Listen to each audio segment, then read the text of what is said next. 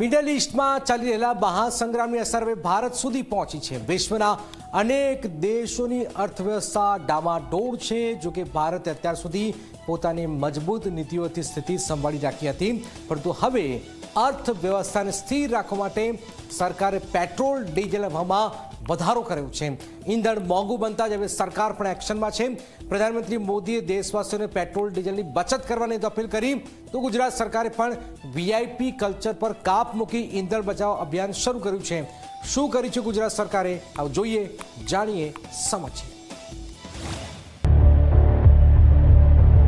Middle ઈસ્ટમાં યુદ્ધ, વિશ્વભરમાં આર્થિક અશાંતિ અને હવે તેની અસર ભારતના રસ્તાઓ ઉપર પણ દેખાવા લાગી છે। ક્રૂડ ઓઇલના વધતા ભાવ વચ્ચે કેન્દ્ર સરકારે પેટ્રોલ ડીઝલના ભાવમાં વધારો કર્યો છે, જેના કારણે મધ્યમ વર્ગીય પરિવારોનું બજેટ ફરી એકવાર ખોરવાઈ ગયું છે।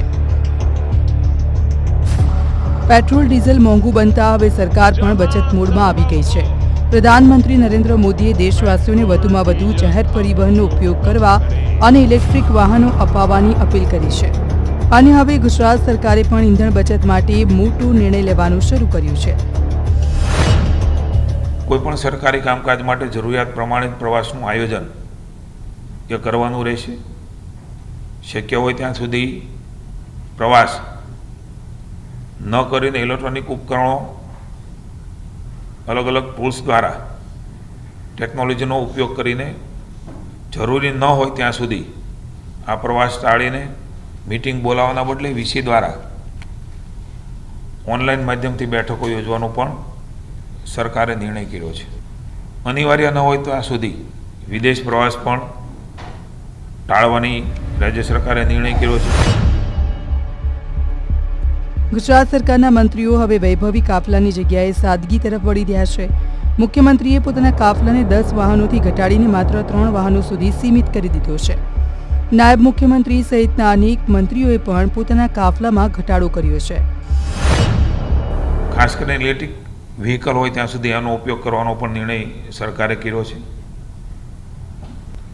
ખાનગી વાહનનો ઉપયોગ ટાળીને જાહેર વાહનનો ઉપયોગ, જેમ કે મેટ્રો, એસટી, બસ, રેલવેનો મહત્તમ ઉપયોગ શક્ય હોય ત્યાં સુધી કરવો। મેટ્રો ટ્રેનનો સમય પણ 11 વાગ્યા સુધી લંબાવવાનો નિર્ણય એ લેવાનો છે।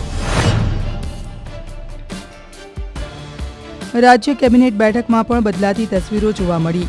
રાજ્ય કક્ષાના મંત્રી પ્રવીણ માળી ઇલેક્ટ્રિક સ્કૂટર લઈને સ્વર્ણિમ સંકુલ પહોંચ્યા, તો નાયબ મુખ્યમંત્રી હર્ષ સંઘવી કાફલા વગર જ કાર પુલિંગ કરીને મંત્રી કૌશિક વેકરિયા સાથે બેઠકમાં પહોંચ્યા।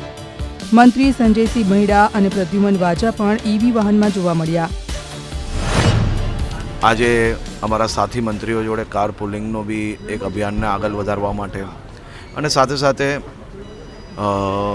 સંપૂર્ણ સુરક્ષાના વિષયો જ્યાર સુધી ધ્યાનમાં રાખીને એના સિવાયનું વધારાની જે કોઈ વ્યવસ્થાઓ છે એને મુક્ત કરવામાં આવી છે અને વધુ ગાડીઓનો કાફલો અને એ બધી જ વસ્તુઓને મુક્ત કરવામાં આવ્યો છે। સરકાર હવે માત્ર વાહનોમાં જ નહીં પરંતુ સમગ્ર શાસન પદ્ધતિમાં પણ ખર્ચ ઘટાડવાની દિશામાં આગળ વધી રહી છે। સરકારી કર્મચારીઓ માટે પાર્શિયલ વર્ક ફ્રોમ હોમના વિકલ્પ પર વિચારણા શરૂ થઈ છે।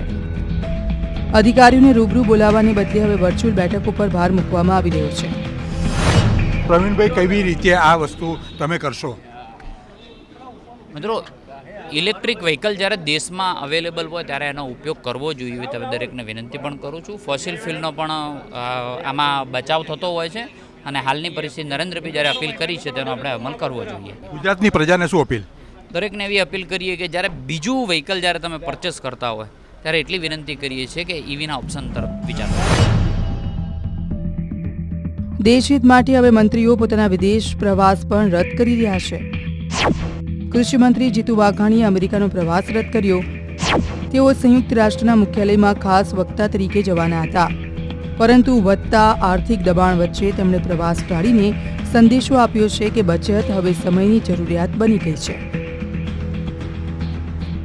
સરકાર ભવ્ય કાર્યક્રમો અને દેખાડા પર પણ બ્રેક મારી રહી છે। નવી એસટી બસોના લોકાર્પણ સમારોહ રદ કરી દેવામાં આવ્યો છે। અને બસોને સીધી જ જનતાની સેવા માટે દોડતી કરી દેવામાં આવી. મિડલ ઇસ્ટના યુદ્ધની અસર હવે સામાન્ય માણસથી લઈને સરકાર સુધી સૌને બચત તરફ ધકેલી રહી છે. એક તરફ જનતા મોંઘવારીનો માર સહન કરી રહી છે, તો બીજી તરફ સરકાર ઈંધણ બચત અને ખર્ચ ઘટાડવાના સંદેશ સાથે નવી કાર્યશૈલી અપનાવી રહી છે. હવે જોવું એ રહેશે કે આ પગલાં અર્થવ્યવસ્થાને કેટલી રાહત અપાવે છે. Bureau report, Zee media.